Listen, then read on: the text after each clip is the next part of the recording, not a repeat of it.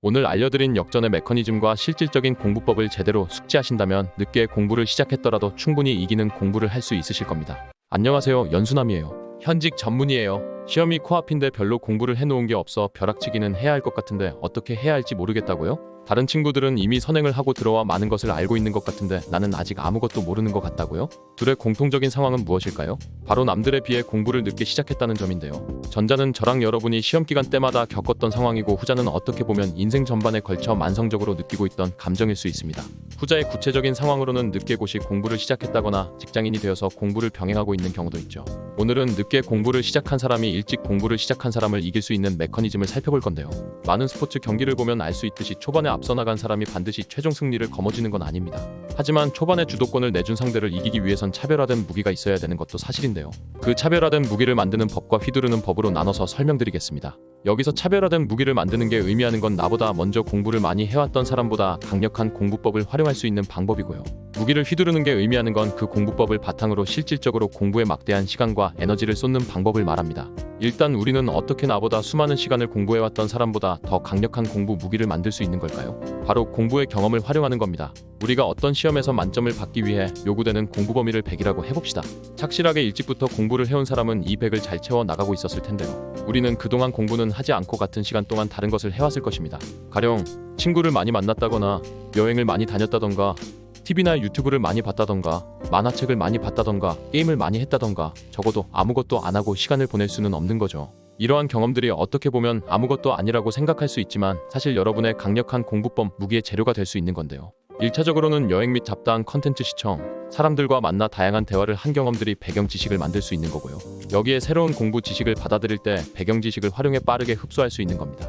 접착제 암기법에서 말씀드렸듯 이미 장기 기억에 저장된 지식에 새로운 지식을 연결시킬 수만 있다면 너무도 쉽게 암기가 가능하다고 했었죠. 그 거미줄 같은 배경 지식이 100이라는 공부 범위 자체만 봤을 때는 듬성듬성하지만 거시적으로 봤을 때, 즉 일반적인 범위인 100을 넘어서 봤을 때는 공부만 한 친구들보다 더 촘촘하게 있는 겁니다. 이게 의미하는 건 더 높고 빠르게 성장할 잠재력을 갖고 있다는 뜻이에요.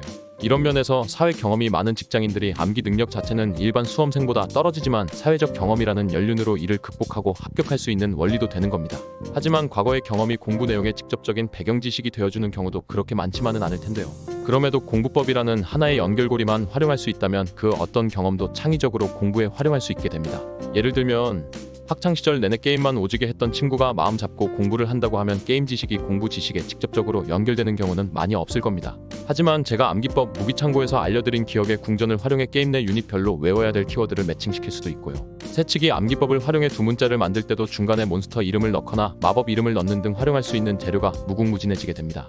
여행을 많이 다녔다면 역시 다녔던 여행지별로 기억의 궁전을 만들어 독서실에서 공부만 했던 친구들보다 훨씬 강력한 암기 공간을 만들 수 있는 겁니다.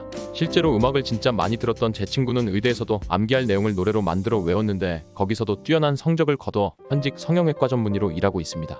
직접 경험한 기억은 어떤 텍스트보다도 강렬하니까요. 그런 의미에서 과거의 공부 대신에 했던 경험들을 공부에 온전히 활용하기 위해 연수남의 다양한 공부법들을 최대한 빨리 섭렵하시길 바랍니다. 본인에게 역전의 포텐셜이 있다는 걸 알았으니 이제 공부 동기부여를 할 차례인데요.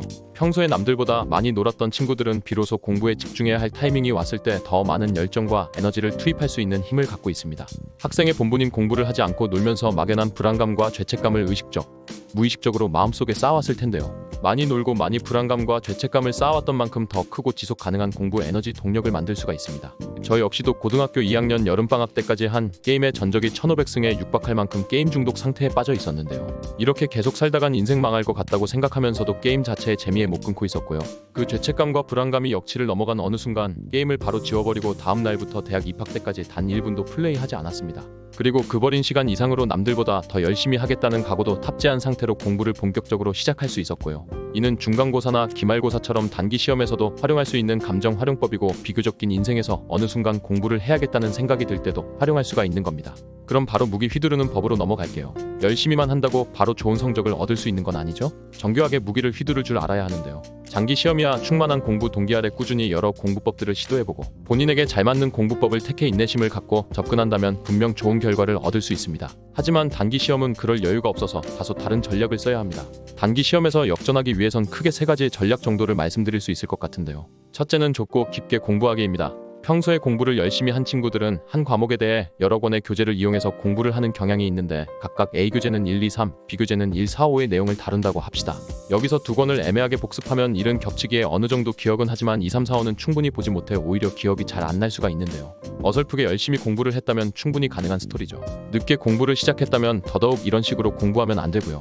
오히려 1, 4, 5를 다룬 교재는 버리고 1, 2, 3만 다룬 교재를 여러 번 보겠다는 생각으로 접근해 주는 겁니다. 어설픈 여러 개의 지식보단 소수의 확실한 지식으로 승부를 보는 거예요. 결론적으로 시험에 1, 2, 4가 나왔다면 나는 1, 2는 적어도 확실히 정답으로 쓸 수가 있습니다. 그러나 어설프게 열심히 공부한 친구는 1만 확실히 쓰고 2, 4는 기억이 잘 안 나 답을 제대로 못 쓸 수 있는 거고요. 이런 경우는 이 친구보다는 시험을 잘 볼 수 있는 겁니다. 둘째, 적어도 단기 시험에서 본인이 공부를 늦게 시작했다고 느꼈다면 잠자는 시간을 확 줄여서라도 절대 공부 시간을 확보하라는 겁니다. 이때 결정적으로 도움을 주는 건 카페인이죠. 장기 시험에서는 당연히 적절한 수면 관리로 컨디션까지 챙기면서 공부해야 하지만 단기 시험에서는 커피를 여러 잔 빨고서라도 밤샐 기세로 접근해 주는 게 좋습니다. 오히려 어설프게 열심히 공부한 친구들은 평소에 공부를 많이 했다는 착각으로 일찍 자는 경우가 많은데요. 우리는 전날 밤과 당일날 새벽에 벼락치기를 바짝 해서 역전의 기회를 만들어 보는 겁니다. 시험이 가까운 시기에 외웠던 내용이 훨씬 잘 기억이 잘 나는 법이니까요. 적어도 단기 시험에서 공부해둔 것이 없다면 컨디션 관리한다고 일찍 자지 말고 시험 기간 내내 커피빨로 순공 시간 확보하고 컨디션은 시험 끝나고 회복해주세요. 이 확보한 순공 시간을 어떻게 효과적으로 보낼지 궁금하다면 제 벼락치기 공부법을 복습해주시고요. 셋째는 인풋과 아웃풋을 동시에 하라입니다. 가장 일반적으로 하는 공부법은 책을 읽은 뒤 문제집을 풀어보는 인풋 다음 아웃풋 하기죠. 이 공부법이 가장 편한 건 사실입니다. 하지만 적어도 시간이 없을 때는 교과서와 문제집을 동시에 펴놓고 문제집에 나온 이론 부분이 교과서의 어느 파트에 해당하는지 점검을 해주고요. 바로 눈을 감고 되뇌어보든 연습장에 써보든 해당 부분을 다시 꺼내주는 과정을 즉시 시행해주는 겁니다. 이 부분이 내일 당장 시험에 나올 것이다라는 마인드로 진행해주면 더 효과적이에요. 장기 시험에서 매번 이런 식으로 공부하면 진도 빼기가 쉽지 않겠지만 적어도 범위가 많지 않은 단기 시험에서는 효과적으로 빠르게 점수를 올릴 수 있는 비결입니다. 결정적으로 본인의 공부의 시간 경험들을 효과적으로 공부법으로 연결시키고 싶으신 분들은 구독 가입 버튼을 통해 더 다양한 공부법과 심화 공부법들을 만나보시고요. 빠르게 암기법을 정리해보고 싶으신 분들은 고정 댓글란 연수남 암기법 책을 참고해주세요. 오늘 알려드린 역전의 메커니즘과 실질적인 공부법을 제대로 숙지하신다면 늦게 공부를 시작했더라도 충분히 이기는 공부를 할 수 있으실 겁니다. 오늘 영상은 여기까지고요. 도움이 되셨다면 구독과 좋아요, 알림 전체 설정 맞춰주세요. 감사합니다. 당당.